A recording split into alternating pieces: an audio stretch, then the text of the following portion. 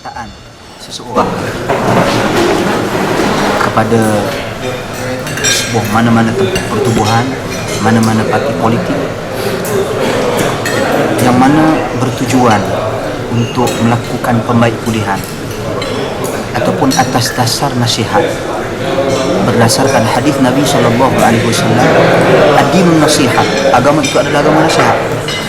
Sahabat bertanya kepada Nabi SAW, nasihat itu untuk siapa? Maka kata Nabi, lillah wali rasulihi wali a'immatil muslimin wa ammatihim. Nasihat itu untuk Allah, untuk Rasulnya, untuk pemerintah Islam dan untuk manusia secara umumnya. Maka di dalam agama ini Allah Subhanahu wa taala menyatakan bahawa setiap manusia itu perlu dinasihati. Dan di sana ada adab-adab dalam menasihati pemerintah, dalam menasihati manusia, dalam menasihati masyarakat. Maka antara adab-adab yang telah ditetapkan oleh Allah Subhanahu wa taala melalui Rasulullah sallallahu alaihi wasallam dalam menasihati pemerintah adalah dengan cara bersendirian dengan pemerintah. Maka saya rasakan peluang apabila menyertai UMNO ini untuk menasihati pemerintah itu lebih terbuka.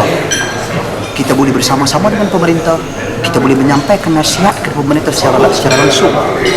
Bersesuaian juga dengan satu hadis daripada Ibnu Abbas radhiyallahu anhu yang mana Nabi mengajar kita cara kita menegur pemerintah, bukan dengan cara menghina, bukan dengan cara memaki, bukan dengan cara menyampaikan di mimbar-mimbar, khutbah-khutbah secara terbuka dan sebagainya.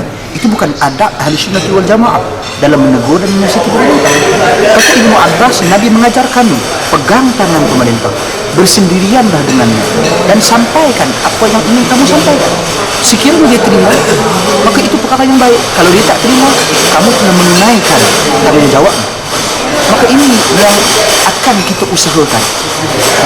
Dan begitu juga selain daripada peluang untuk menasihati, kalau kita melihat kekurangan dan manusia mana-mana, bahkan saya sendiri ada kekurangan, maka kekurangan ini perlu diperbetulkan. Peluang untuk perbetulkan sekiranya dibuka untuk kita, maka tidak menjadi masalah untuk kita menyertai dan cuba memperbetulkan apa yang kita lihat tidak betul. Sekiranya kita diberi ruang. Itu yang pertama. Yang kedua, peluang dakwah yang dijanjikan.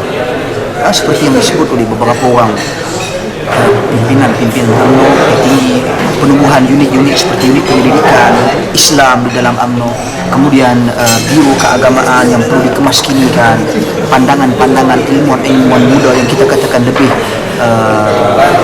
proaktif ini, dan lebih bersifat keterbukaan, jauh daripada sebarang kejumudan, jauh daripada sebarang fanatik, ekstremis dan sebagainya. Maka ini sebenarnya yang diperlukan. Maka saya rasakan penyertaan sahabat-sahabat ini bukan kita katakan merupakan orang yang tidak memahami Al-Quran dan Sunnah. Sebenarnya kita mengkaji, kita meneliti, dan ini mengambil satu tempoh masa yang panjang untuk membuat keputusan seperti ini. Bukan satu perkara mudah, kerana kita pendakwah, kita nak independen sebenarnya. Kita nak bebas sampaikan dakwah kepada sesiapa pun. You PAS ke, you UMNO ke, you PKR ke dan sebagainya, boleh dengar. Tapi apabila kita mengambil keputusan seperti ini, kita perlu bersedia dengan apa yang bakal kita hadapi. Jadi ingin saya nyatakan sekali lagi bahawasanya kemasukan dalam UMNO ini kerana ruang dakwah yang disediakan, dan seperti yang disebutkan tadi juga, iaitu peluang untuk kita sebarkan agama, peluang untuk kita sebarkan agama dan penerimaan daripada pihak UMNO sendiri tentang ilmuwan-ilmuwan Islam ini, ulama-ulama, kita katakan agamawan-agamawan ini begitu terbuka dan menanti. Dan saya rasakan sekiranya suara ilmuwan-ilmuwan agama ini bersatu dalam UMNO itu sendiri, UMNO akan menjadi bertambah, kita katakan lebih diterima. Tujuan kami adalah untuk meneruskan dan menyemarakkan lagi, dan untuk meningkatkan lagi lah kehebatan yang telah ada dari sudut agama itu.